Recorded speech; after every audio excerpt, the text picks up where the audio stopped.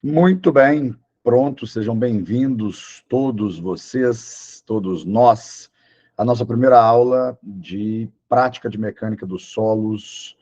E essas práticas consistem em 8 aulas, né, separados em 3 finais de semana. Esse é o primeiro final de semana, dia 6/4 de 24, beleza? Eu quero passar algumas coisas para vocês aqui da questão burocrática, vamos tratar da burocracia, e depois a gente se embrenha aí, mergulha aí na questão teórica, as aplicações práticas e as implicações da mecânica dos solos, as implicações da prática de mecânica dos solos no nosso cotidiano, na nossa vida prática, tá? A primeira coisa vocês já sabem, mas não custa reforçar, ou talvez não saibam, também não sou obrigado a saber, que para aprovação dessa disciplina, vocês precisam de ter 75% de presença, tá? Eu não me lembro, 8 aulas, né? Então, se 8 aulas, vocês têm que assistir 8 vezes 0,75, vocês têm que assistir 6 aulas, tá? 6 das 8. E aí, como é que isso vai ser referendado? Como é que isso vai ser verificado? Eu sou da velha guarda, então, através da chamada. Eu estou vendo que vocês estão colocando o nome de vocês no chat. Não precisa, tá?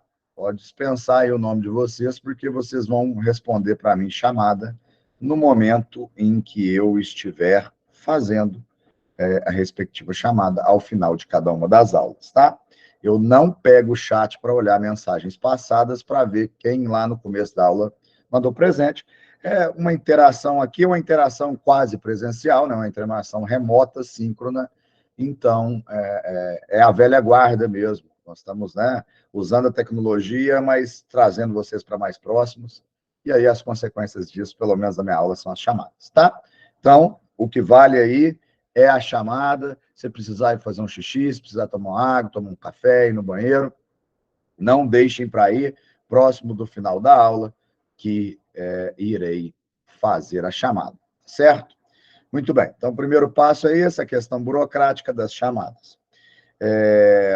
Essa turma é nova, então vocês nem pegaram ainda da grade antiga. Nenhum de vocês, imagino que nenhum de vocês deva ter iniciado as suas aulas práticas no módulo, no currículo, na grade antiga, onde das práticas saíam-se roteiros de práticas, e aí vocês faziam relatórios de prática para entregar. Não será desse jeito. Como é que será as avaliações da disciplina prática de mecânica dos solos?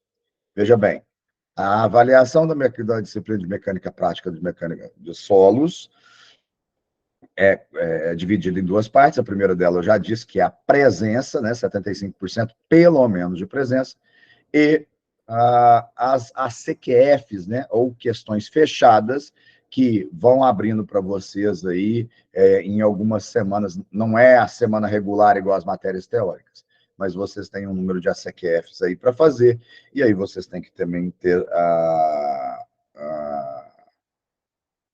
esta pontuação mínima lá nessa questão.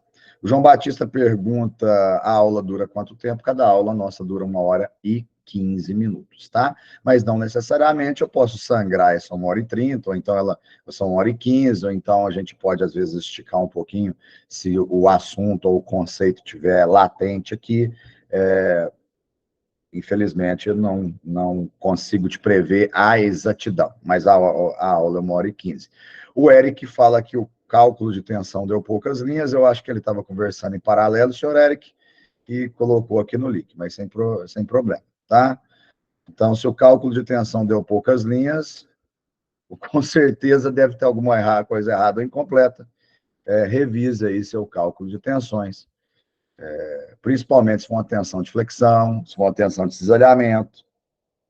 Talvez tenha mais coisa para se preocupar. Muito bem, muito bem, muito bem. Ok. Isso, envia uma dúvida lá, então deve ser tensão dessa disciplina, né? Tensão de aterro, provavelmente, né? Camada de solo sobre camada de solo, tensão efetiva, tensão neutra e tensão total.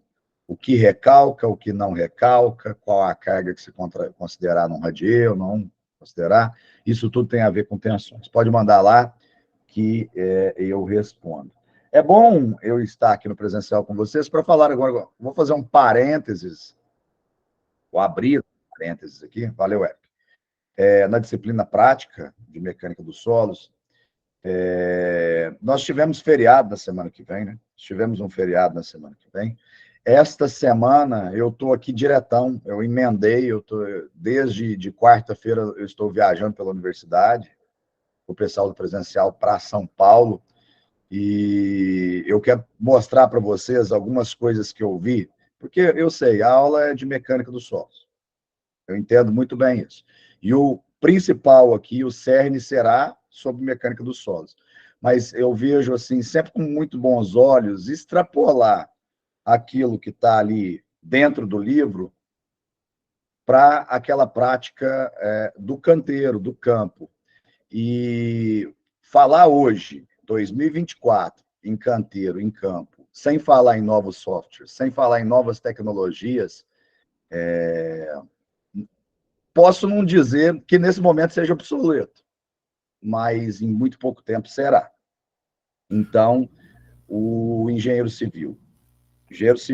E assim, aqui imagino que tenham 2 cursos, né? Engenharia civil e arquitetura. Então, eu vou englobar o arquiteto também com a mesma latência da engenharia civil.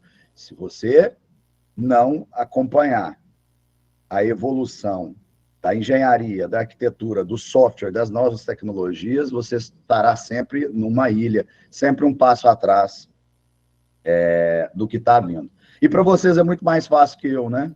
Eu já tenho aquela resistência lá do cálculo no papel, certo? Calculadora científica Cássio, FX 850, e no papel. Vocês já cresceram aí com um negócio chamado plataforma BIM, interação de movimentação de terra com projeto arquitetônico e essa miscelânea. Fechei o parênteses que eu tinha aberto. O Elbert faz um comentário, já eu leio, e o professor Marquinho levantou a mão. Então, eu vou passar a palavra para o Marquinho, e daí a gente já continua nesse ponto que eu parei. Marquinho, seja bem-vindo. Professor Cleverton, acabei de ouvir as suas palavras e gostaria de deixar bem às claras para os nossos alunos, que eu vou cumprimentar daqui a pouco, que essa é uma das maiores razões pelas quais o senhor está desde o início conosco e vai permanecer provavelmente depois que a universidade dispensar os meus serviços. O senhor não é só um professor de academia. Academia, a gente arranja professor de todo nível, porque o cara estuda e sabe regurgitar aquilo que ele leu no livro. A maior função sua dentro da instituição é porque você é efetivamente do canteiro de obras, você sabe o que acontece lá fora, dentro da profissão, das 2 profissões, inclusive, por ser professor, tanto de engenharia presencial também, quanto do curso de arquitetura presencial também. Então, o senhor sabe muito bem o que anda ocorrendo com os canteiros de obras e é uma das maiores razões, além do seu grande conhecimento. Passada essa parte, eu gostaria de cumprimentar a todos os alunos que estão aqui. Uberaba, nesse momento, você que deve ter viajado aí a noite inteira, Uberaba, nesse momento, está assim, um sol para cada um lá fora, propício para o pessoal ir para o clube e fazer um passeio na praça. E aí, esse grupo de quase 60 alunos está aqui conosco à procura de conhecimento. Primeiro, eu vou apontar que existe uma razão draconiana onde o aluno é obrigado a vir por conta de presença. É uma das facetas que o MEC nos impõe e automaticamente a gente precisa, Arlindo, das tais presenças. mas a minha vinda aqui para dar-lhes as boas-vindas na primeira aula de prática de mecânica dos solos é dizer o quanto vocês são caros para nós. Quem sou eu? Eu sou o professor Marquinho. Professor Marquinho está gestor das engenharias, está gestor do curso de arquitetura e urbanismo na modalidade EAD. E o professor Marquinho diz estar gestor, porque ser gestor não pode ser uma coisa solitária. Por isso, nada na minha gestão, e o professor Cleverton pode me desmentir aqui em público, nada na minha gestão é feita por narrativas. Nada na minha gestão é feita de forma isolada.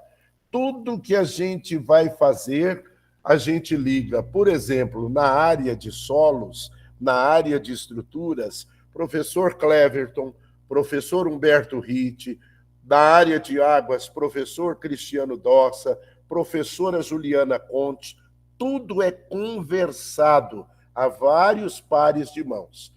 Eu não me dou o direito de fazer gestão direcionando um grupo tão seleto. Um grupo tão seleto como esse, de mestres e doutores, merecem, em primeiro lugar, ser ouvido para que, a partir daí, a gestão faça uma ruminagem daquilo que está sendo colocado para depois passar para o aluno. Porque o que nos interessa, como disse agora há pouco, Arlindo, as presenças são importantes pelo MEC? São, mas o que nos interessa é o aprendizado do qual vão sair daqui a partir do professor Cleverton. E quando eu digo a partir do professor Cleverton, aí é uma falácia, porque normalmente vocês no passado, eu vou colocar a minha época de engenharia. No passado, a gente sentava numa sala de aula presencial, às vezes cruzava o braço e esperava que o professor falasse 2 horas na nossa cabeça. E isso acontece muito ainda nos cursos presenciais. Acontece aqui conosco, Igor, Janielson, acontece conosco. Só que nós temos que mudar essa estrutura. O professor Cleverton não é o único conhecedor de engenharia civil. O professor Cleverton tem que funcionar como um mediador. Então, Rony, então, Kelly, Poliana, vocês precisam crivar o professor Cleverton de questionamentos. É isso que nós esperamos para gerar qualidade no nosso curso. A qualidade não se impera quando eu conchego um professor do nível do professor Cleverton para estar conosco. Isso é insuficiente. A qualidade vem à tona quando o meu aluno sai dessa aula melhor do que o que ele entrou. É isso, Romário, que é importante naquilo que nós fazemos de gestão. Primeiro, cabe à gestão arregimentar um professor do nível do professor Cleverton, do nível do professor Dorsa e outras. Nesse momento aqui, a fala é sobre o professor Cleverton. Fomos buscar aquilo que tinha de melhor. Em determinados momentos, até propostas indecentes ao professor Cleverton foram feitas para ele deixar outras instituições e ficar só conosco. E aí, realmente, eu vou até comentar sobre a latinha ali de Red Bull que ele colocou para cima, correto? Ou seja, o professor Cleverton viajou a noite inteira e tinha consciência que hoje, às 9h30 da manhã, teria que estar com vocês. E cansado, muito cansado, eu tenho certeza, ele está lá tomando a latinha de Red Bull para ter asas suficientemente capazes para trabalhar com vocês. É assim que a gente quer os nossos professores. Mas educação nunca foi via de mão simples. Educação precisa ser via de mão dupla. Educação, Luan, precisa ter emissão e recepção. Então, muito obrigado por estar conosco, muito obrigado por fazer parte do nosso grupo. Precisando falar comigo, sai, é um pouco demorado, mas o SAI funciona. Precisando falar comigo urgente, ferramenta tira dúvidas. Desculpe, ferramenta comunicação. Ela chega para mim instantaneamente e eu não sou daqueles que deixo os questionamentos esquentando na minha caixa. Eu respondo imediatamente. Quer falar pessoalmente comigo, Adair? Quero, professor. Estou sempre disponível na minha live toda segunda-feira, das 18 às 19 horas. E nessa segunda-feira, agora, depois de amanhã, estaremos recebendo a chefe número 1 da área de extensão da universidade, correto? Então, para aqueles que têm alguma afinidade com extensão, vai lá, você tem o link, eu te mandei o link no começo das aulas, tá certo? Vai lá e compartilha conosco o conhecimento dessas lives. Na live, professor Cleverton, eu costumo dizer que, oficialmente, ela se chama Conversa com o Gestor. Nos bastidores, eu chamo botar cara a tapa. É isso que a gente precisa. A gestão precisa estar próxima, porque os nossos cursos são à distância, mas eu não estou distante de vocês. Professor Cleverton não está distante de vocês. É isso que eu quero deixar claro. Para finalizar, pessoal, crivem o professor Cleverton de questionamentos. Ele vai falar para vocês com conhecimento de causa da área acadêmica, porque ele tem um vasto conhecimento dos livros. E ele vai falar para vocês sobre o chão de fábrica, o canteiro de obras, porque ele tem conhecimento disso. A gente vivencia isso em viagens, em expectativas, em correr atrás, né? Hoje eu sei muito bem isso, Cleverton, porque estar como conselheiro em Minas, né, do CREA Minas, e como coordenador geral da área de educação do CREA Minas, coordenador geral, representante no Confeia, me trouxe uma bagagem muito maior para a gente melhorar ainda mais os nossos cursos. Pessoal, muito obrigado por estar presentes. Tomara que vocês saiam daqui muito melhores do que chegaram. E, professor Cleverton, eu vou fazer uma provocação nesse momento. Os meus filhos estão aqui esperando conhecer muito de mecânica dos solos. A responsabilidade sobre isso é de fazer os meus filhos saírem daqui muito melhor do que chegaram. Um grande abraço a todos. Muito obrigado pelas palavras. O Marquinhos ele me deixa emocionado com as palavras, pela ausência de narrativas dele, também é outra coisa que me emociona. Ele deixou de lado as narrativas e o Santos vai ser campeão paulista esse final de semana. Raras foram as vezes que eu torci pelo Santos, mas hoje, como é contra a porcada, amanhã, como é contra a porcada, seremos santistas. Ô, Cleverton, nós somos campeões até hoje só. Só até hoje. Eu sei. Mas, assim, não que a contribuição de um corintiano seja muito importante, né? Porque se a minha força para o Corinthians fosse grande, a gente não estava nessa dificuldade. E, Marquinhos, eu sei que você quer sair, mas é o seguinte, o que você falou é muito importante, porque como a área é vasta, falar de solos vai de falar desde uma fundação de uma casinha. Quando eu falo casinha por causa do tamanho de menor que 70 metros quadrados, que não passa na Receita Federal, por exemplo, até uma grande movimentação de terra na Vale, que acontece uma tragédia daquela.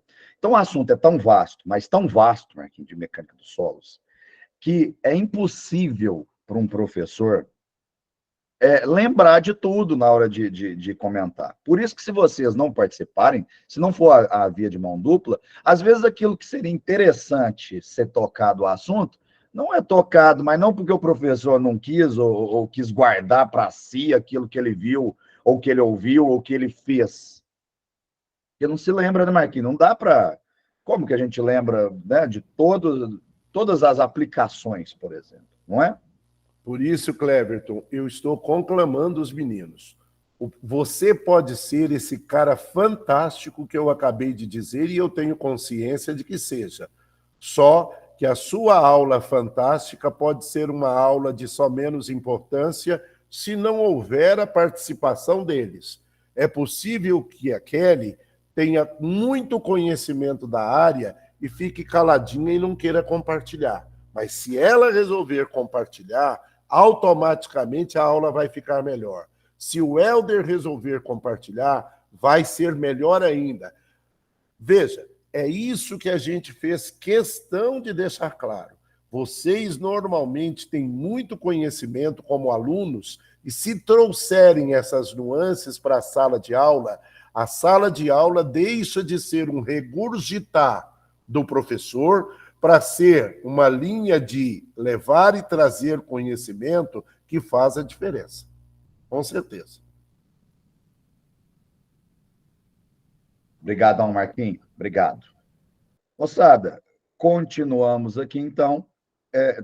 Apareceu, né, uma série de comentários. Eu vou ler na ordem aqui, após o comentário do Eric.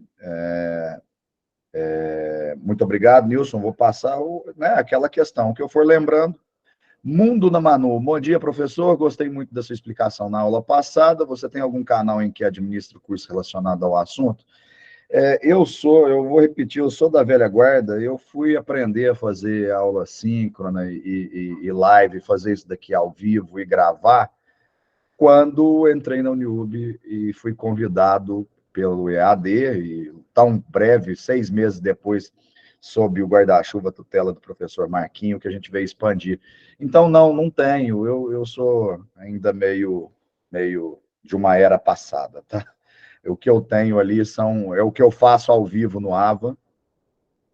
Eu devo ser o professor, talvez eu e o Rit, que mais temos interações ao vivo, né? Toda semana eu dou uma aula, eu ministro uma aula ao vivo, e o que eu tenho são essas aulas ministradas. Depois eu posso até fazer um catadão, se vocês solicitarem, eu posso fazer um catadão e disponibilizar esses links de aulas passadas para vocês assistirem. É óbvio que, né, uma aula ao vivo, uma pessoa interage, outras vezes você, vendo a filmagem, como só filma a mim, né, às vezes você pode não entender uma pergunta, uma interação que foi feita, mas eu acho que, no todo, dá para entender bastante coisa, tá? Desculpe, não posso ajudá-los nesse ponto.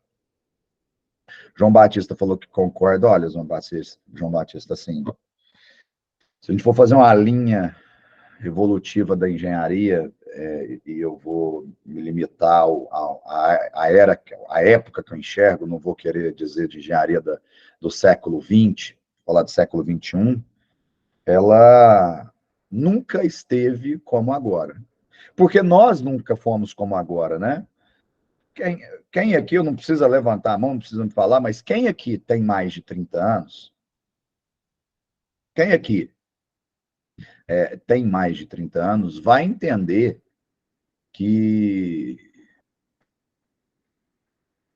antes, para a gente trocar de uma tecnologia para outra, demorava muito tempo. Você tinha aquele telefonão de discar assim, ó, de disco. Demorou muito tempo para que a evolução que tivesse era um de tecladinho. E aí demorou muito tempo para a evolução ser o mesmo telefone fixo, mas aí você podia tirar ele da base. E aí você apertava o botãozinho da base para ele fazer pipipi, pra você achar ele debaixo da almofada do sofá. Nesse meio termo, demorou algum tempo para ter um negócio assim, extremamente tecnológico, que era um negócio chamado Bina. Era impensável você saber quem é que estava te ligando. Impensável. Tocava e falava, nossa, agora eu sei, tal pessoa não quer atender, ela me ligando. Olha, imagina, era tudo no escuro, você atendia telefone no escuro, sem saber quem que é, sem saber que número que estava tocando.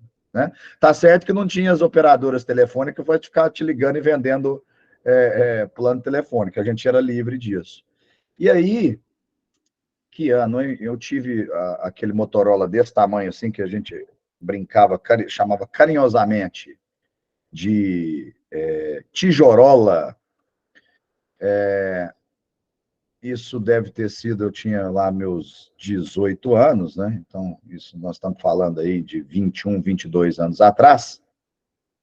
Então, não estamos falando do começo, né? Dos anos 2000, da, da invenção desse celular, daquele global, aquele celular grande, gigante, para o que nós temos hoje, foi quantos anos que demorou? Muito rápido. A tecnologia foi muito rápida. E aí, isso tudo se aplica à engenharia civil. Por muitos anos, não sou eu, professor, que vai dar aula para vocês dessa parte de. Antigamente era topografia, agora chama geomática, justamente porque a ciência ampliou os limites dessa mensuração. Por mais de 60, 70 anos, o levantamento sempre foi feito com uma régua e um teodolito, que é um conjunto de espelhos. Nada mais é do que um conjunto de espelhos planejados os seus ângulos, inclinações.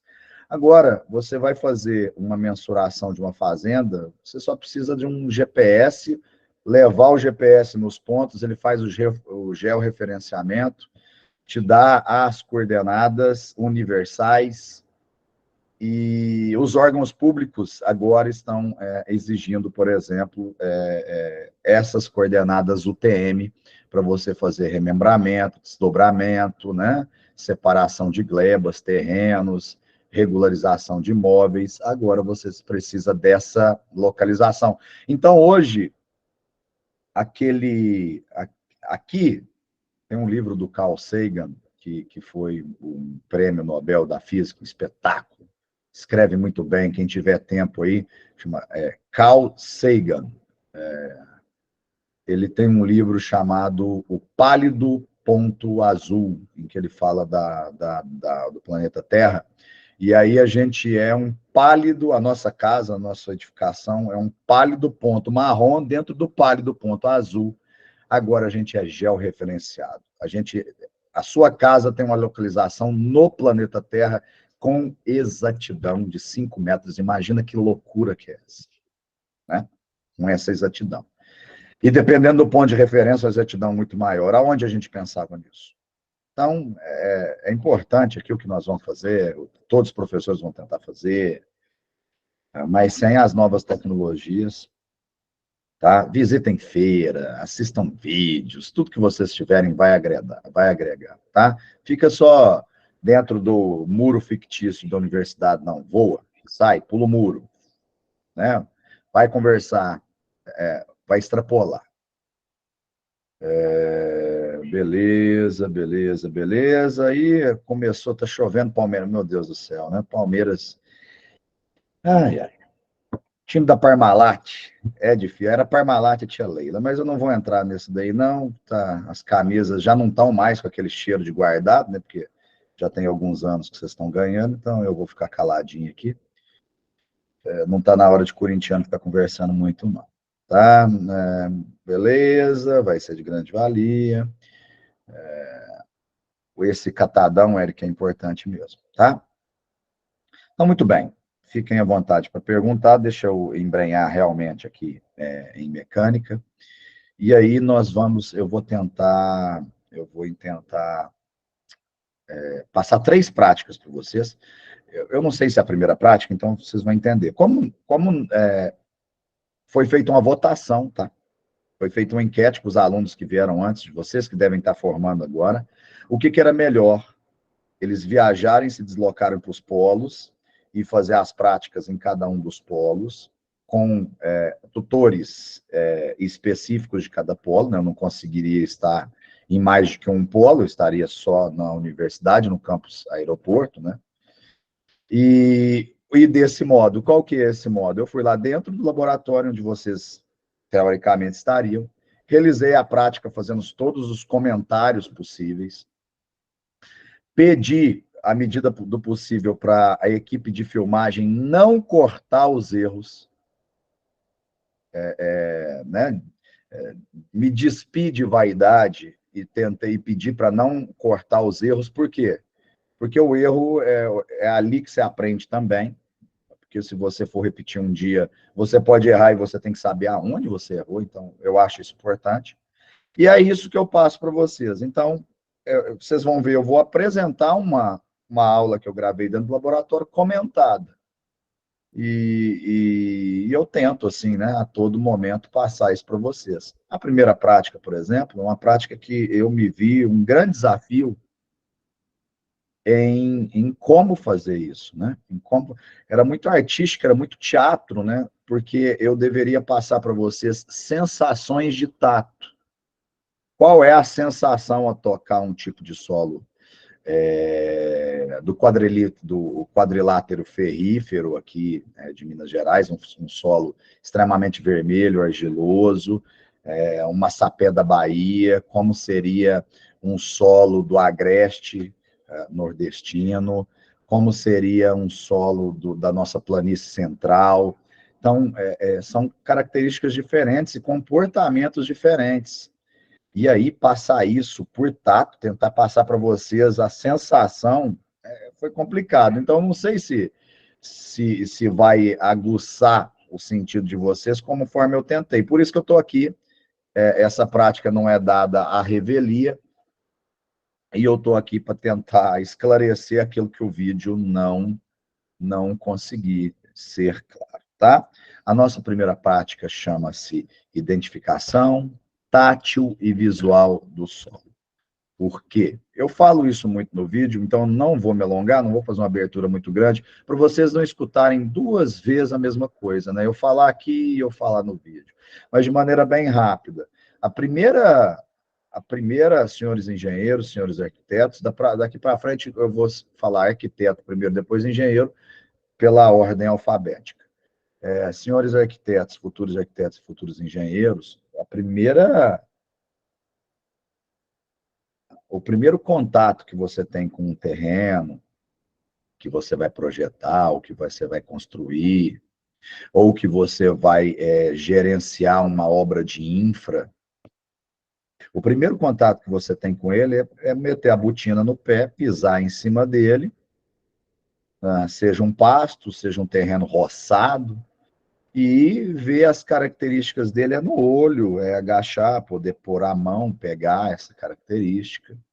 É isso que vai acontecer. Então, a partir daí, se você tiver passado, sem falsa humildade, se você tiver passado bem por a matéria de mecânica dos solos, o simples fato de você chegar num local, seja qual for o canteiro de obras, seja qual for o nível de serviço que você esteja prestando, você já vai ter tanta ideia a respeito daquilo, tipo de fundação, como é que aquele solo vai se comportar, basicamente tendo o tato desse solo. Basicamente tendo o tato desse solo. É óbvio que você não vai conseguir acertar numericamente, para isso que tem o cálculo. Mas você sabe como ele vai se comportar. Você sabe se ele vai recalcar ou não. O quanto ele vai recalcar aí é cálculo, né? Aí é na unha ou no software. Mas você sabe que aquilo é um comportamento de um solo, tá? Então, sem mais delongas, eu vou apresentar o vídeo, vou abrir para vocês fazerem comentários e perguntas, e é isso. Eu fiz, né? Eu entrei um pouquinho antes na aula, agora está no polo, ó. E aí, depois você pode até, tá escrito polo, coluna, eu não sei, depois ponha seu nome, tá? O aluno que está agora no polo, ele pode me dizer depois, por favor, qual é o seu polo e se no seu polo tem o laboratório de mecânica dos solos. Porque a ideia inicial, e aí eu já não participo, isso são coisas que estão acima de mim, que são reuniões da gestão e da reitoria, sobre no polo ter, ou pelo menos tentar ter, as mesmas condições que eu tenho no laboratório. Por quê? Porque se você vê uma prática aqui, e você tem o seu polo de apoio, se você quiser ir até seu polo e repetir essa prática, por favor, por exemplo, você pode repetir essa prática e me mandar lá o tira-dúvidas e dizer, professor, ó, na minha prática não deu isso, a granulometria minha passou longe da sua. Faz um relato fotográfico, a gente vai discutir, por exemplo, o que aconteceu.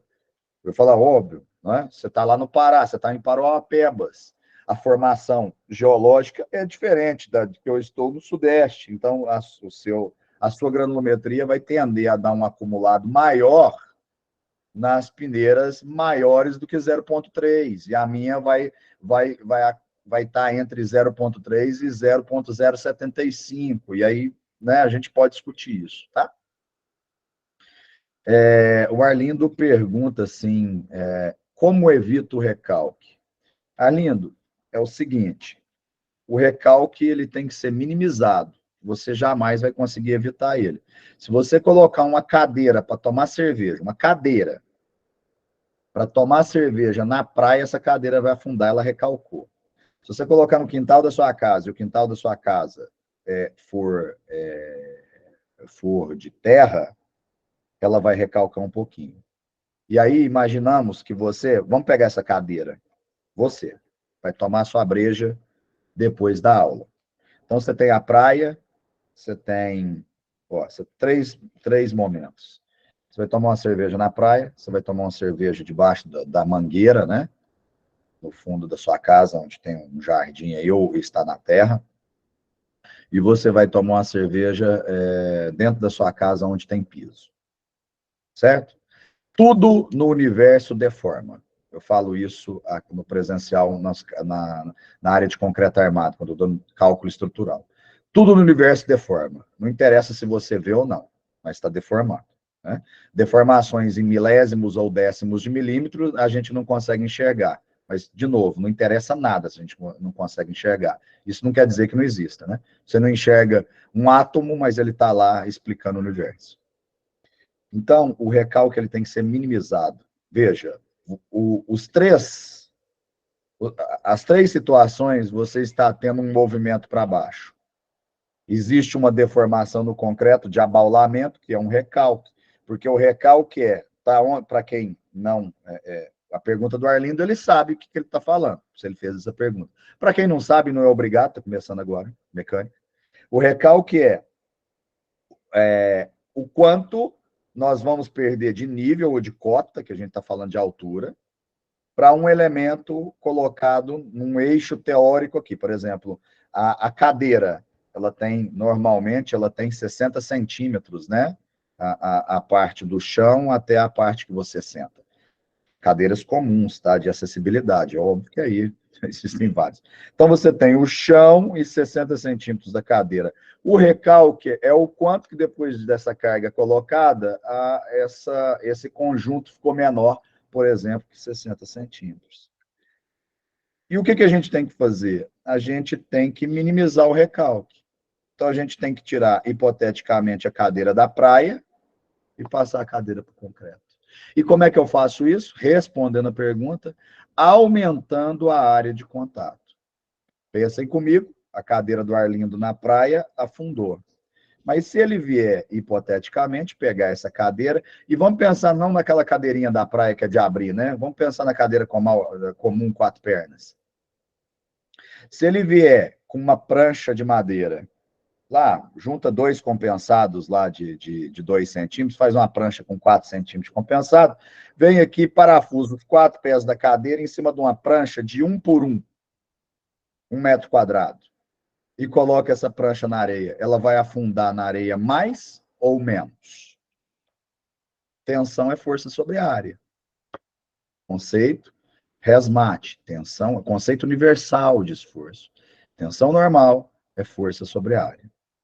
Então, quando você aumenta a área, você diminui o recalque. Pense quando o carro atola. O carro atolou na lama. O que é uma das maneiras de você fazer? Existem várias, né? Vem alguém te reboca, etc, etc. Mas qual que é uma maneira de você sair da lama? Você aumentar a área de contato do pneu, né? Se você tem tábua, madeira, pedaço de galho, e você colocar sob o pneu e amarrar para o pneu ir tracionando em cima dele, você consegue sair, né? Então, como evitar o recalque? Aumentando a área. Em solos muito argilosos, altamente colapsíveis, a área das fundações são maiores. Se você fizer para o mesmo peso, o mesmo prédio, com a mesma rajada de vento, vamos falar de a construção pequena, sobrado de 2 pavimentos? Tá, eu não me apresentei, eu sou engenheiro calculista, tá, gente? Fui por muito tempo engenheiro calculista, estou terminando uns cálculos e vou me aposentar do cálculo estrutural. a mesma carga, o mesmo predinho, com a mesma rajada de vento, aqui, em Uberaba City, em São Paulo, capital, em Cuiabá e em Campo Grande, vão ter dimensões de sapata diferentes. Por quê? Porque você tem um solo muito rico em água, no Mato Grosso do Sul, por exemplo, em Campo Grande. Então, você vai ter um solo com níveis de saturação muito maiores do que o meu solo. E aí pensa, vamos mais longe, vamos pensar uma casa em Jacobina, por exemplo, no interior da Bahia, e uma casa em Campo Grande. O solo em Jacobina é um solo com uma saturação muito menor. Então, ele tem uma porosidade menor, um índice de vazios menor, para quem assistiu à última aula. Então, se ele tem um índice de vazios menor, ele tem menos fuga de água interstistical. E se ele tem menos fuga de água interstistical, ele é menos esponja. Se ele é menos esponja, ao ser comprimido, ele vai variar menos no seu volume. E como ele vai variar menos no seu volume, ele vai recalcar menos. Então, uma sapata, por exemplo, de 60 por 60, que é a dimensão mínima em planta de uma fundação, é 60 por 60. Uma sapata de 60 por 60 pode ser suficiente, por exemplo, em Jacobino, e pode não ser suficiente em Campo Grande, certo?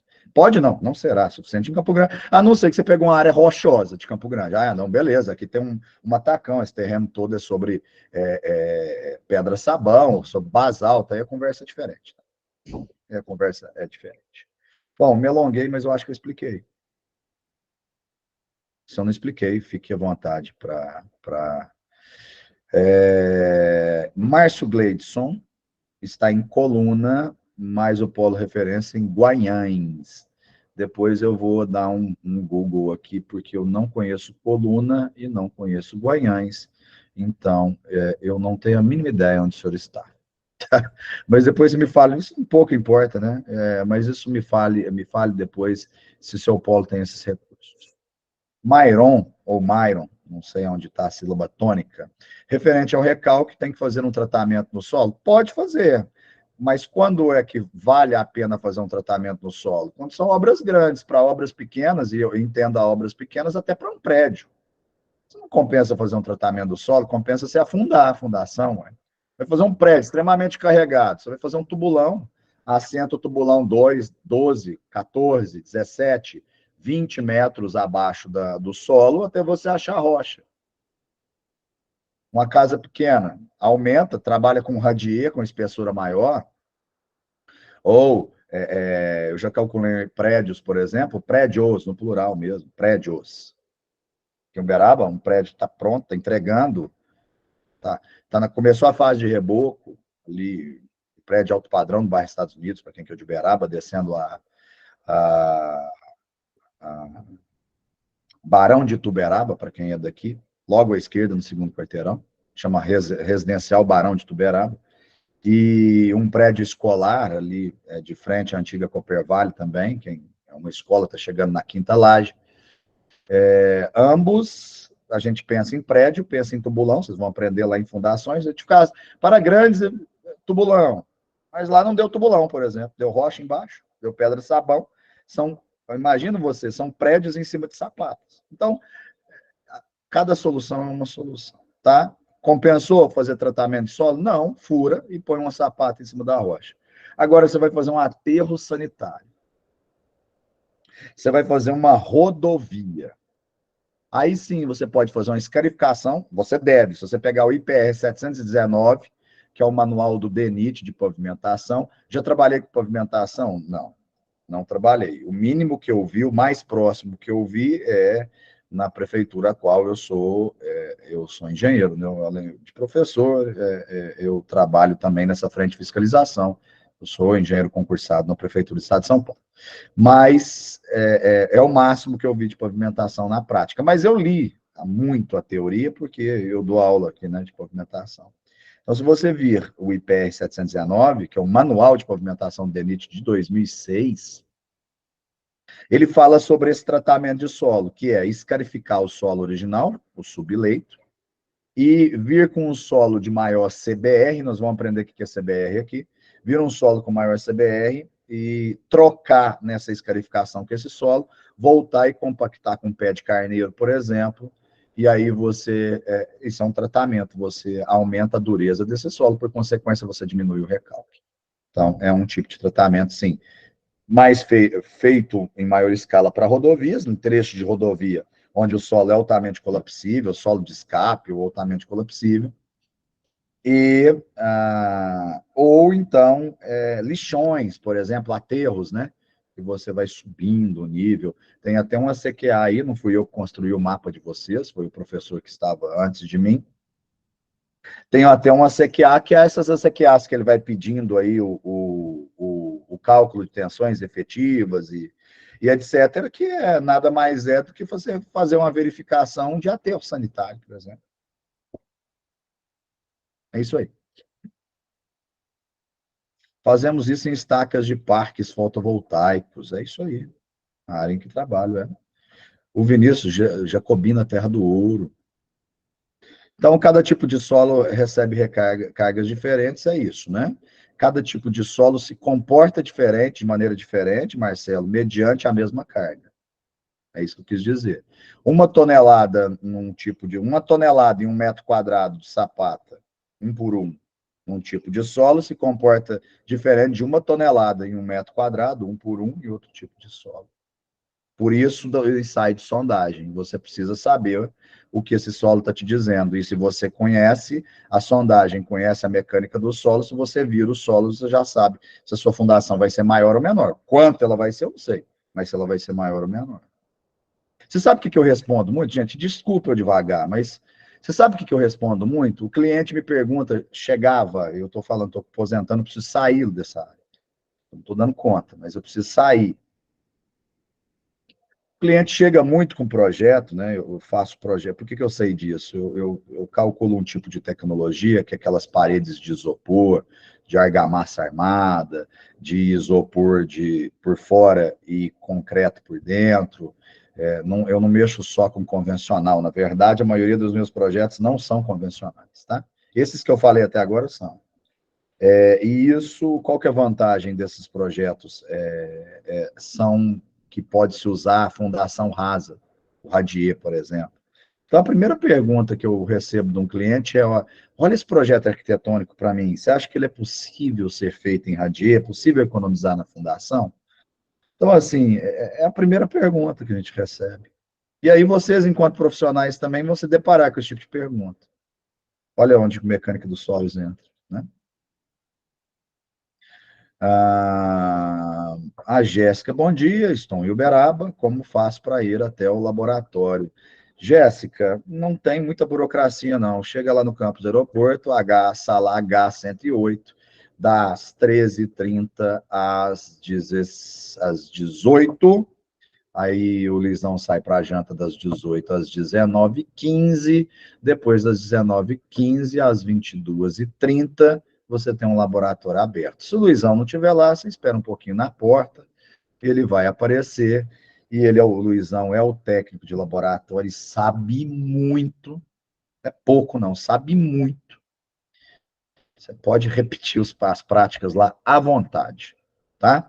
Se ele pedir algum tipo de documento, eu não sei, leva sua carteirinha, seu comprovante, ou vai na sala do Marquinhos. A sala do Marquinhos está a 200 metros desse laboratório.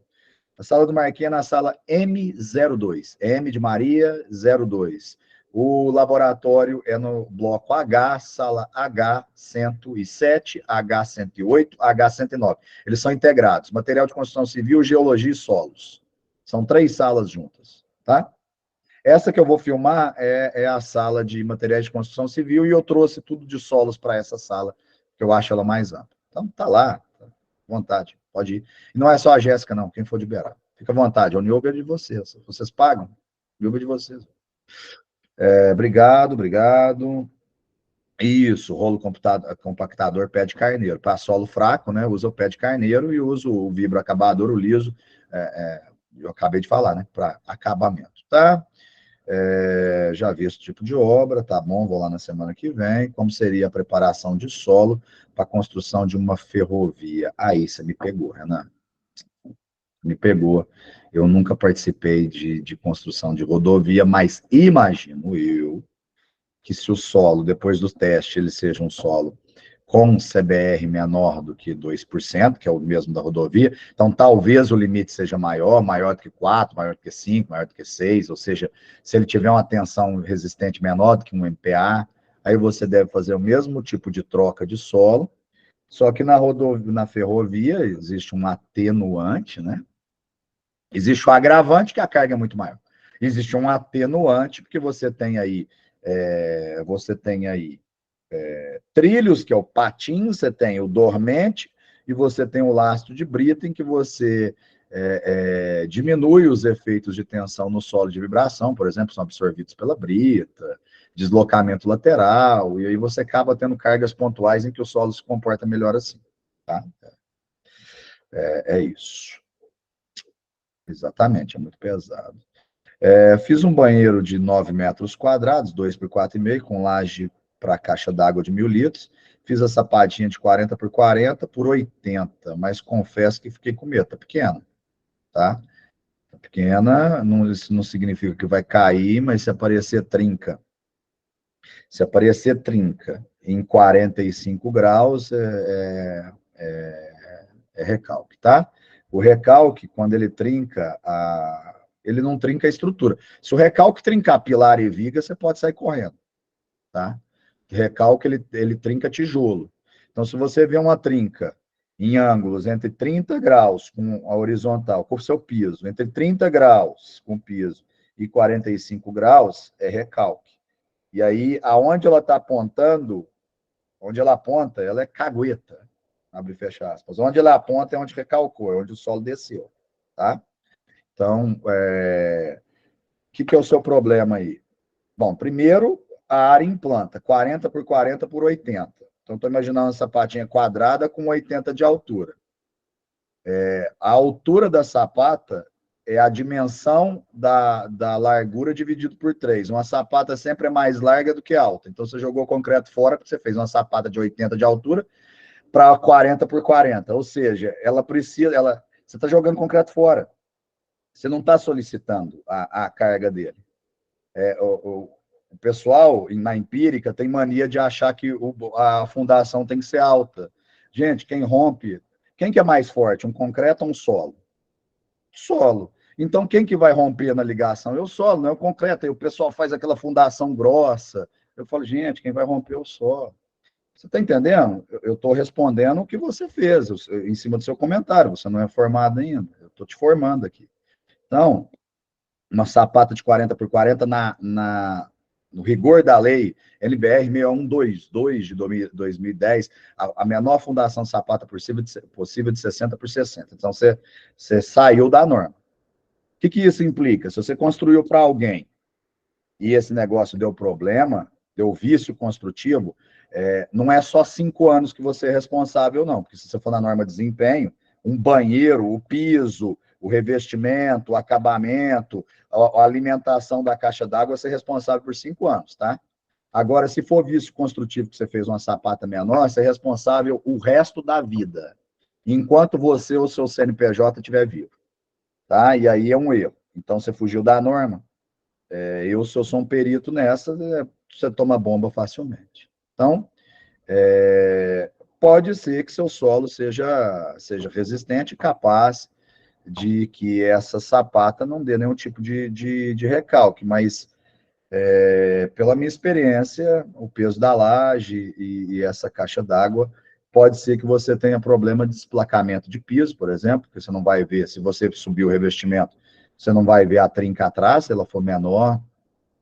Então, você pode ter problema de trincamento de piso, deslocamento. Lá no encontro, onde você puxa a saia ali, normalmente você deve ter colocado o piso por baixo e a saia você vê e encaixou por cima, né? Se você fez isso, você vai ver a fissura aqui embaixo, apresentar. Quando você põe a saia para baixo e aqui o piso matando, normalmente você não vê, né? Tem dois jeitos, né? Você chega, aí não é saia, né? Você começa a puxar daqui e encontra o horizontal, ou então você chega horizontal e encontra o vertical.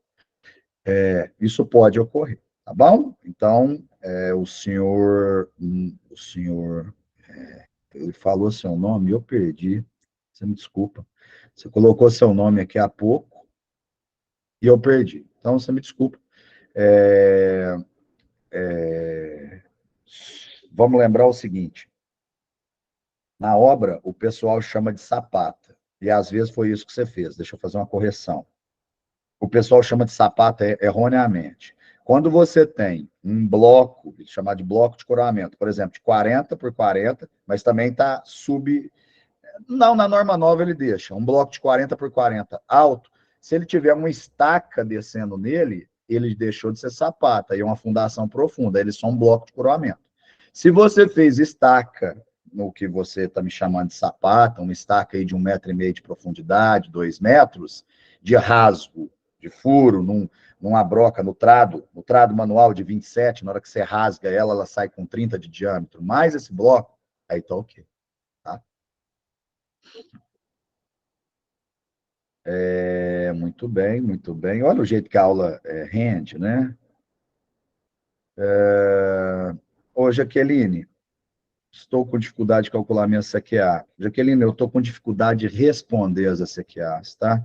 Por quê? Porque nós tivemos semana passada um feriado prolongado, e aí muitos alunos utilizaram o feriado prolongado para estudar. Então eu volto, tem 40, 45 alunos para eu responder. E aí vamos fazer uma cronologia. Segunda-feira eu respondi a aluno, terça-feira eu dei aula remota no meu horário do EAD, quarta-feira eu respondi a aluno, já estava de novo, aí, é igual tiririca, você corta aqui, nasce outra. Aí eu respondo 15, 20 alunos, tem mais 15, 20 perguntando. Isso é normal, né? Eu sou contratado para isso, não é uma reclamação, é uma constatação. E quarta-feira de madrugada eu viajei para São Paulo com a turma, né, de engenharia para a FEICOM. Então eu tô ainda respondi no ônibus, alguns alunos, respondi uns 15 dentro do ônibus, mas aí balança demais, a labirintite ataca. Então eu estou com dificuldade em ser célere, igual o Marquinho falou, que responde. Eu costumava responder em 48 horas, mas agora juntou muito. Mas o que eu te peço? Um pouco de paciência, manda lá para mim o tira dúvidas, e aí, em cima desse tira dúvidas, eu vou te ajudar a calcular, tá? Eu tenho exemplos lá, consigo te mandar exemplos, mas tem um pouquinho de paciência até eu colocar esses tira dúvidas em ordem. Nós teremos também, Jaqueline, uma aula remota, né? Você participou da primeira aula? Tive a primeira aula remota, síncrona, tá? Já, aí você viu então, de teoria, nós vamos ter a segunda em breve, eu acho que é semana que vem ou na outra. Então, ainda dentro do prazo da CQA, aí é hora de eu resolver a CQA com você no quadro, assim, de maneira bem interativa, tá bom? Pururã, pururã. Como corrigir? Como corrigir? Difícil, viu? Como corrigir é difícil, por quê? Porque você vai ter que quebrar piso, né? Corrigir é quebrar piso, seria fazer uma estaca de um lado e outra do outro lado da baldrame, por exemplo, perto da sapatinha, e fazer um bloco, furar a baldrame, entrar com a ferragem do bloquinho dentro da baldrame, quebrar a baldrame mesmo, rasgar um pedaço da parede, é trabalhoso, trabalhoso. Você tem que chegar na baldrame, cavar, quebrar o piso, cavar a ponto de você ver a baldrame, ver por baixo da baldrame, furar 2 estacas nos 4 pontos do banheiro, e fazer uma viga ligando 2 estacas, uma viga ligando 2 estacas a baldrame que está passando nesse sentido. O baldrame está aqui, da minha parte patela, você fura 2 estacas e faz um apoio. Essa é a maneira de fazer esse reforço, caso ela comece a apresentar falhas estruturais. Eu repito, não estou dizendo que vai cair, não vai cair, provavelmente não vai cair. Ela pode apresentar, são trincas estruturais, são trincas em parede de fechamento. Agora, se apresentar trinca estrutural, aí você vai ter que fazer esse reforço, ter que fazer escoramento, e aí você tem que fazer um elemento estrutural abaixo desse, tá? Para dobrar a área do estrutural. João Batista pergunta, podemos chamar viga baldrame? Não, viga baldrame é uma viga que ela é feita para suportar o peso de paredes, tá? Então, teoricamente, a viga baldrame não solicita o solo. Ela é feita para ser aérea. A viga baldrame coleta o peso da parede que está em cima dela e leva para o receptáculo final, que é a fundação, ou o bloco de coramento e estaca, ou a própria sapata, ou joga no radier. Quem conduz o peso da parede para o solo não é a baldrame, isso estou querendo dizer, é a fundação. A baldrame é calculada igual a uma viga aérea. Uma viga que está passando aqui em cima da nossa cabeça. Essa viga está passando, ela vai jogar a carga ou em outra viga ou vai jogar a carga em pilar. E esse pilar vai jogar para o pilar de baixo, não a gente vai falando de prédio, jogando para baixo, até chegar no solo. Então, a baldrame não tem mais nível para baixo, ela já joga direto na fundação. E para que é isso? Porque eu estou jogando dinheiro do meu cliente fora? Não, não é. Eu vou citar outra situação preocupante. Por quê? Porque em áreas, principalmente áreas molhadas, não só em áreas molhadas, né? Onde passa a sua tubulação de esgoto, é comum ter vazamento ao longo dos tempos. Vamos falar que às vezes tem gente muito nova aqui, nunca viu, mas vamos falar quem tem mais de 30 anos aqui, se você nunca viu um vazamento de água, um vazamento de esgoto dentro de uma construção. O que acontece com vazamento? Encharca a terra. Essa terra perde resistência, é claro, né? Não preciso nem falar para vocês que a terra seca e a terra molhada vai expulsar água, vai recalcar muito mais que a terra seca, né? Isso é simples de entender. Então tem um vazamento ali de baixo que vai acontecer recalque. E aí esse recalque vai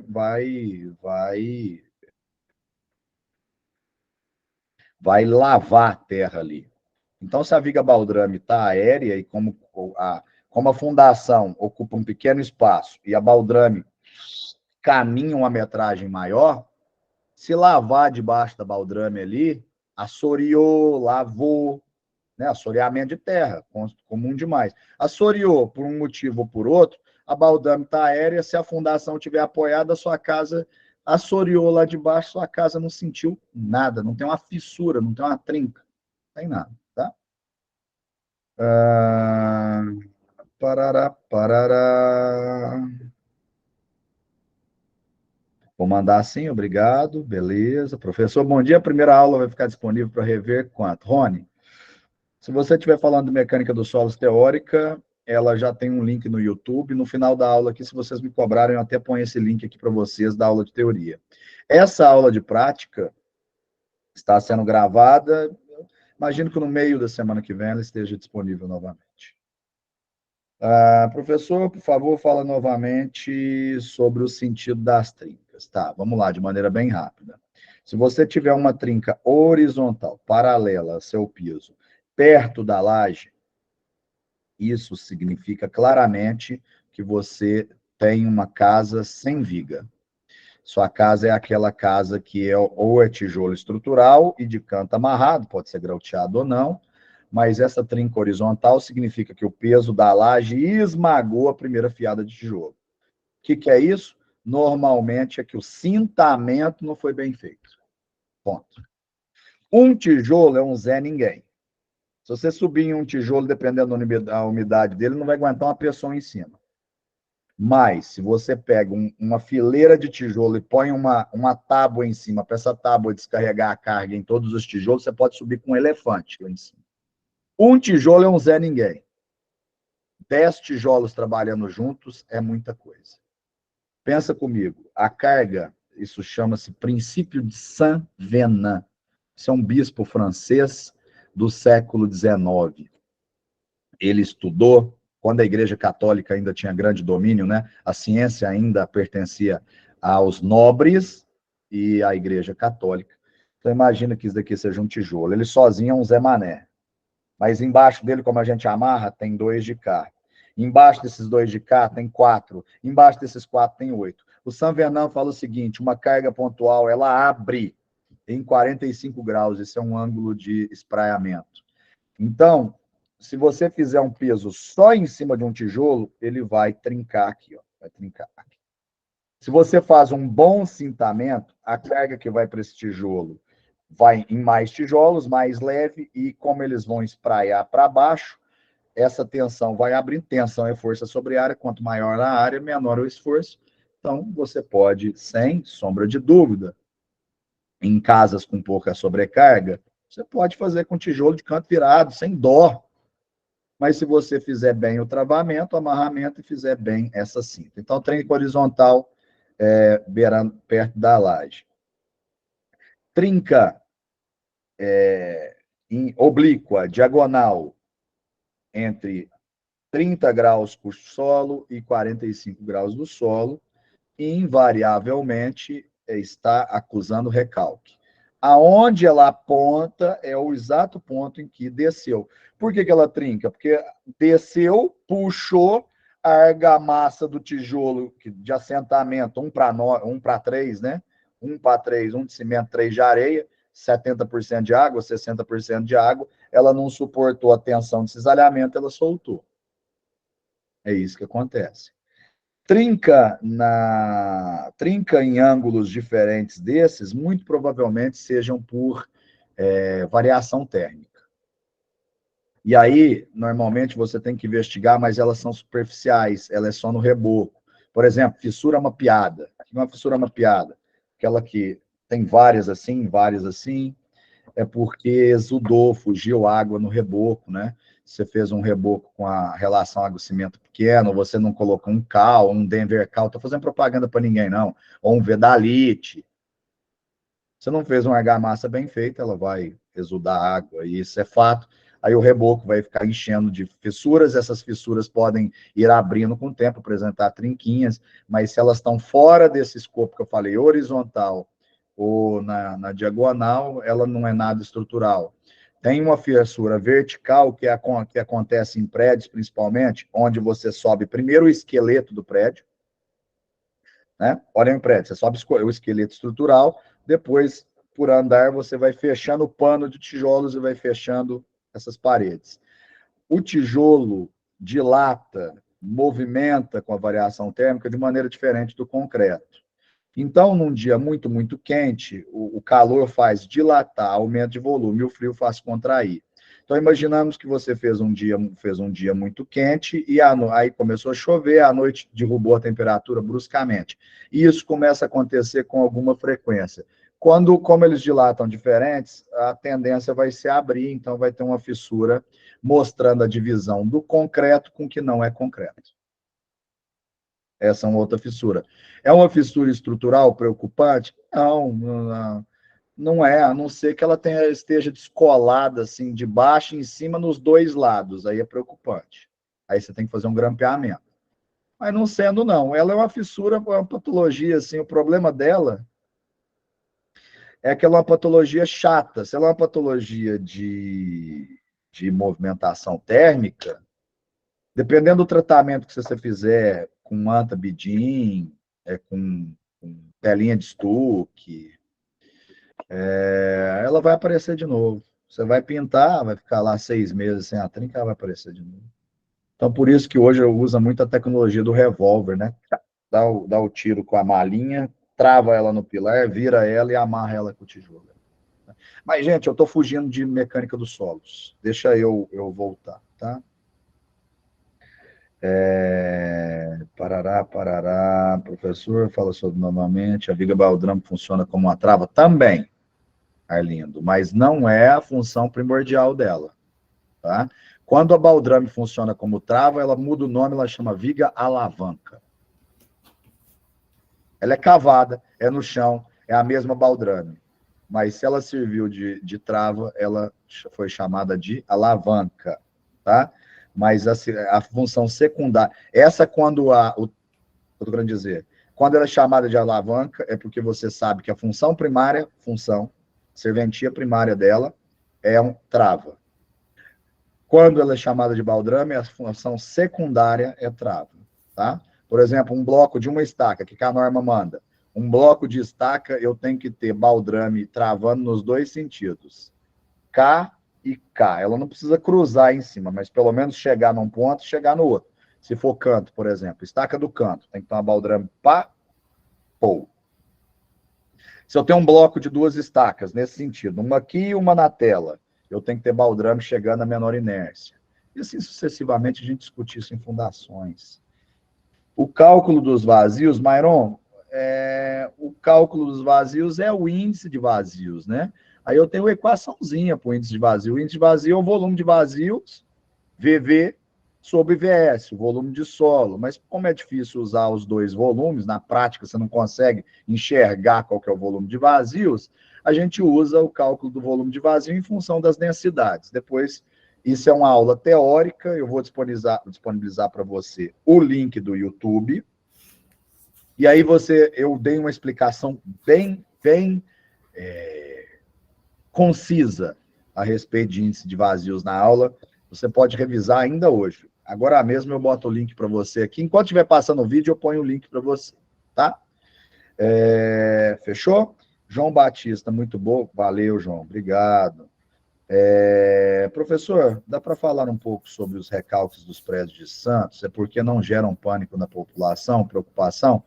Por que não gera? Porque foi ampla... Primeiro, né? Quem não conhece Santos, é só imaginar a Torre de Pisa, né? Clássico, né? Monumento clássico da era da colonização romana e aquela torre que ficou inclinada. Isso acontece com Santos, né? Por que isso acontece com Santos? Porque o solo de Santos é extremamente argiloso. Solos argilosos tendem a maior recalque. E aquele solo, ele não foi recalcado, aquele prédio, ele não está recalcando a Deus dará. Foram feitas inspeções, são feitas inspeções, monitoramento, não sei se é semestral, trimestral, anual. Então, aquilo lá está sendo verificado. Vamos pensar no prédio. O prédio é um sistema extremamente complexo, porque ele vai, as vigas, um recalque, ele afeta quem? Ele afeta a drenagem, porque se você fez, gente, telhado e calha, vamos para o trem mais, mineiro é bom, né? Vamos para o trem mais simples do mundo, telhado e calha. Você faz um telhado, 2 águas, você passa 2 calhas coletando. Se você vira ele, o telhado que era para jogar numa calha vai ter refluxo de água no momento que a chuva é mais forte. Então, problema 1. Problema 2, você faz uma viga para ter momento fletor positivo e você arma ela para ter momento fletor positivo. Vocês vão entender isso lá para frente, eu sei que vocês não entendem. Mas você tem os diagramas da viga. Na hora que você inverte, você tem você vai ter que multiplicar esses esforços pelo cosseno do ângulo, e aí quando você multiplica pelo cosseno, você gera um alívio num ponto, mas gera um esforço no outro. Então, você vai gerar um esforço que não foi calculado. O pilar era para ser reto, ficou tombado, outro esforço. Mas isso, as normas, pelo menos a 6118, que é o que rege o cálculo de concreto estrutural, ela já prevê esse tipo de erro. Então, mesmo que o calculista não calculou, está implícito na equação esse tipo de coisa. Por isso que ninguém está preocupado com o prédio de Santos quanto à estrutura. Agora, quanto ao prédio ir para o chão, por conta do momento de tombamento, aí isso é verificado. Aquele prédio já foi feita obra de reforço nele, né? Então, eles mediram, são feitos os reforços, e o que aconteceu nesse prédio? As rochas deviam estar muito profundas, 40, 50 metros de profundidade. E aí o tubulão, então, não atingiu a rocha. Ele chegou numa camada de solo firme e parou ali. Aí, como não era rocha, recalcou, tá? Mas por que não é preocupante? Porque a engenharia verifica isso o tempo todo. Falei um pouco, Elbert, é o que eu sei, tá? Talvez eu até consiga explanar um pouco mais, mas eu vou tentar ser mais sucinto. O Pauster, de novo, não sei onde está a sílaba tônica, fala que gostou muito da aula. Brigadão, irmão. Leandro também fala brigadão, irmão. Arlindo, Karen. É só assim para conseguirmos entender a matéria. Já estava preocupada. Fica preocupada, não. Sofre não, neném. Vai dar certo. Tem aula síncrona, tem aula gravada e tem minhas aulas práticas. Vai dar certo. Elbert, excelente, muito obrigado. Perguntei hoje, pois moro em Morro, em São Paulo, e vou bastante em Santos. Elbert, pode pegar o elevador de boa, pode subir a escada de boa, tá monitorado, tá? Tá muito mais monitorado que os outros prédios que ninguém monitorou porque não mostrou recalque. Fechou? Se você tiver com medo de subir um prédio, sobe o de Santos, porque lá a engenharia está olhando sempre. Eu costumo dizer para meus alunos de concreto armado, tem um prédio novinho, recém-calculado, e um prédio de 45 anos, se tiver um tremor de terra, se tiver alguma coisa, corre para o prédio velho, corre para o novo, não. O prédio velho, o concreto já endureceu mais do que o outro, o prédio velho que tinha de recalcar já recalcou, beleza? O pessoal fica com medo de construção antiga, isso é uma bobagem do planeta. Se ela foi bem cuidada, a construção antiga, tudo que tinha que acontecer já aconteceu. Se o prédio tiver caído, o prédio cai em 5 anos. Fechou? Corre pro prédio velho. Obrigado. Arlindo pergunta se eu vou. A aula das 11 horas é minha. E o colega Mundo da Manu tinha levantado a mão, eu não dei a palavra. Pode abrir seu microfone, pode falar. Desculpa. Bom dia, professor. Bom dia.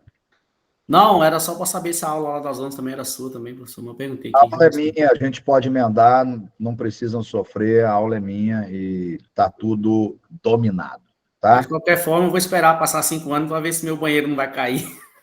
Não. Mas você entendeu que eu não falei de cair, entendi, né? Entendi. Falei de dar patologias, tá? Tranquilo. Fechou? Elbert.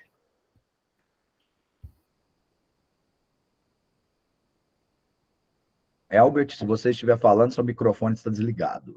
Não, e foi literalmente isso, Cleverson. Desculpa aí. É experiência.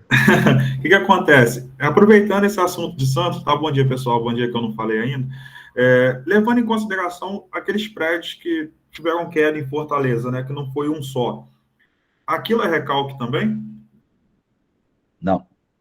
Aquilo lá é superestrutura, pilar. O primeiro que caiu em Fortaleza era uma manutenção, né? Eu tentei confirmar se foi Fortaleza. Não era uma manutenção que matou até um operador? Isso, que eles já estavam fazendo recuperação da estrutura das colunas, né? Aí o que fizeram? Pelo menos do que eu li, parece que o cara foi lá e meteu um martelete num pilar que já estava trabalhando com o Ni. O Ni é um fator adimensional que ele mede o quanto da seção transversal do pilar já está sendo fustigada, está sendo descarregado peso nela, o quanto que ela está trabalhando no limite. E aquele pilar estava no limite, na hora que diminuiu a seção transversal, a estrutura não conseguiu redistribuir, não trabalhou monolítica, era um pilar importante, ele veio para o chão. Então, aquilo lá não é fundação, aquilo lá é superestrutura mesmo. Entendi. Tá? Eu perguntei porque teve um início, né, no caso, antes de fazer a recuperação, aí foi mesmo para entender o início. Isso que não ficou claro. Eu até estava pesquisando a notícia aqui agora, até para dar uma olhada, até para fazer o questionamento, eu fiquei nessa dúvida. Mas beleza, professor, obrigado. Superestrutura, tá? Aquilo lá não foi problema de fundação. Igual, não sei se você lembra, há uns 5, 6 anos caiu um viaduto em BH, Belzonte. E, a princípio, tinha se noticiado que era problema na fundação. E era problema de fundação, mas não foi problema de solo. Foi o bloco de coroamento, porque lá era uma seção multi-estacas, e como é que você liga essas estacas com um bloco? O bloco de coroamento foi subdimensionado, as estacas resistiram, o bloco rompeu e esse viaduto rompeu. Então, mesmo sendo um colapso interno no solo, você tem que estudar se não é um elemento de ligação. Lá foi esse. Então, a infra que rompeu, mas não foi o solo que rompeu. Perfeito, obrigado. Por nada, meu querido. O Ângelo fala que está amando a matéria. Gente, vocês me deixam assim, inflado desse jeito. Se tá velho é porque tá bom, Arlindo. Se sobrou, se tá lá, é porque beleza. Se vocês pegam essas construções antigas, casas, vocês já viram a grossura do tijolo de barro daquelas paredes? Que lá não cai com nem furacão. Você vê furacão levando casas nos Estados Unidos, se furacão batesse nessas casas antigas aqui, no máximo que ele ia fazer era assoviar. Você pode dormir de boa. Você só vira para o lado, põe um tapa ao ouvido e agora vai assoviar e vai ventar um pouquinho. É o máximo que vai acontecer. Nossas construções brasileiras são excelentes. A gente tem mania de virar lata. A gente é excelente, tá? Nós somos o segundo país com mais domínio, artigo e escrita sobre concreto armado. Nós somos foda. tá? É a gente que tem mania de vira-lata. Tá, aula muito boa, muito obrigado. O Anjo fala, meu banheiro tem 2 caixas d'água, se o seu cair, eu estou ferrado. Mas aí, Ângelo, tem que ver o tamanho da fundação. Não é o peso, não é a carga. Você tem prédio em Dubai de quantos andares, aquele califa? O problema não é a carga. Se você souber a carga, se você souber que é 50 toneladas, você faz a fundação para 50 toneladas. O problema é você achar que é feito um banheiro. Na hora que você pensou inicialmente, você fez um banheiro com uma caixinha d'água de 500, aí você começa a faltar água na sua casa, você mete 2.000. Aí é um problema. É o tal do dinheiro, né? Se você faz a conta do dinheiro para você viajar, você vai passar bem. Agora, se você imagina que você vai passar um dia e quer viajar 10 dias, você vai ficar sem dinheiro mesmo. Só avisa onde você mora para não usar seu banheiro. É isso aí. A Cida de BH, você deve se lembrar, então, Cida, desse viaduto, né? Eu acho que é no Anel, acho que era numa ampliação do Anel, né? No Anel rodoviário. Não sei, tá? Não sei. Mas foi em BH, né? Na Avenida Pedro I, professor, próximo à Lagoa do Nado. Ah, tá. Aí, pronto. Ó. Agora tem uma informação concreta de quem conhece BH. Eu conheço BH, mas muito pouco, né? Não sou um morador de BH. Ângela, mas eu acho que não, foi com radier de 60 por 60. Não, 60 por 60 não é radier, é sapata, que a sapata é baixinha mesmo. É o que eu falei, tranquilo, não é radier, é sapata. Radier é só quando ela é um concreto armado sob toda a casa ou sob todo o cômodo. Aí é radier. Quando é só no ponto de encontro de paredes, a gente está falando de fundação de sapata, isolada, tá? Aí a Cida fala na Antônio Carlos. Antônio Carlos é a que liga, né? O Santa Branca ao centro, né? A Antônio Carlos é famosa, né? Onde liga ali a Toca da Raposa, não sei se é 1, se é 2, né? Aquele lado ali para o centro. Muito bem, muito bem. Myron ou Myron já levantou a mão, pode falar, inclusive me corrigir, me dizer onde está a sílaba tônica do seu nome. Bom dia, professor. Bom dia a Bom todos. dia. É Myron. Pronto. Fechou. Não é muita coisa diferente, não. Professor, perguntar, é verdade ou é mito? Quando a gente vai construir um prédio, a furação tem que ser quase do mesmo tamanho do prédio? É mito, né? Porque eu vi agora há pouco o senhor comentando, porque o senhor estava comentando sobre a pedra sabão aí, que mito. Um prédio lá que foi calcular, né? É mito. Mito, uai. Se você faz um prédio, esse prédio lá, pra você ter ideia, ele tem 15 andares para cima, 15 andares para cima e tem um para baixo, que é o estacionamento. A rocha na sondagem apareceu com 4,5 metros. Vou cavar 3,5 metros para baixo de subsolo. Sobrou o quê? 2 metros. 2 metros é um pescocinho, uma sapata alta. Então, não tem nada disso. O prédio em cima de uma sapata. É que lá tem sapata de 5 metros por 5 metros.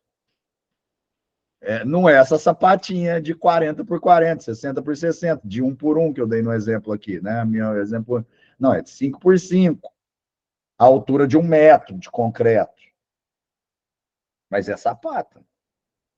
O que é para aproveitar a sua pergunta, um negócio que vocês podem pôr na cabeça que é interessante, que é essa questão de 1 para 1, o que tem de altura tem para baixo, é muro de arrimo, tá? Essa é batata. Não estou falando que é para jogar o calculista fora, não. Que não tem que fazer projeto de muro de arrimo, não. Não é isso que estou falando, não. Mas a relação 1 para 1 é excelente. Se você tem um muro de arrimo para 2 metros, sua agulha tem que ter 2 metros. Pelo menos 2 metros. Me faz um muro de arrimo para 2 metros e cava 1,50 m, não, que você está fazendo cagada. Tá? Desculpa o termo. É isso aí. A relação 1 para 1, tá? Muito bem. Que horas que acabaria a primeira aula? Que nós ficamos conversando aqui, bicho, eu já esqueci. Peraí, deixa eu abrir meu calendário aqui. Às 11, tá antes das 11, né? Nossa, eu estourei, ué. Eu estourei. Então, vamos fazer o seguinte. Tem problema não, professor. Tá ótimo. Tô adorando aqui. Obrigado. Mas você sabe o que é o problema? Eu vou te explicar o que é o problema. Não é a nossa resenha, não, porque tempo tem. o problema é o seguinte, pode vir algum aluno reclamar depois que era para estar no outro link, e aí ele chegou atrasado, entrou no outro link e não tinha ninguém lá. Entendeu? Deixa eu entrar no outro link da segunda aula para ver se tem alguém lá. Porque senão, eu encerro a gravação aqui e começo de novo, porque também a gravação pode ficar muito grande, senão eu não consigo subir. Espera aí que eu vou ali na outra sala. Eu vou pôr a prática para vocês aqui, enquanto isso eu vou lá na outra sala, tá?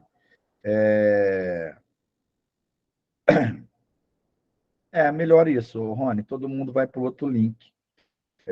Só que eu vou fazer uma chamada aqui, mas como é que eu faço, hein? Se todo mundo for para o outro link, eu não fiz chamada aqui. Agora eu fiquei em dúvida já o que fazer. Essa é uma situação, a gente sempre fica trocando informações na aula, mas dessa vez foi a mais. Isso é ótimo. Fala, Marcos. Professor, não pode fechar o link, abrir o outro e fazer a chamada no outro já com todos? Tá, mas e se alguém, por exemplo, foi no banheiro aqui e não vai para o outro? Vamos fazer isso então. Então, beleza. Qualquer coisa, depois abre um sai. Viu? Falem para os colegas, alguém que não responder a chamada porque mudou de link, abre um sai lá que eu olho a relação de quem teve presente. Minha câmera está variando. É bom que eu corrijo ela depois. Está embaçando. Então, pessoal, vou encerrar a gravação aqui. Todo mundo para o próximo link, por favor. Está aberto. Vocês já podem ir entrando lá. A chamada será feita pelo segundo link. Combinado para todos? Fica bom para todo mundo assim? Fica assim. Então, fechou. Vou encerrar a gravação. Para quem está assistindo a aula, assistir a aula depois gravada, um abraço para vocês. Até a próxima aula. Para quem está aqui, até agora mesmo. Esperem só um segundo que eu dou voz para vocês. Só parar a gravação.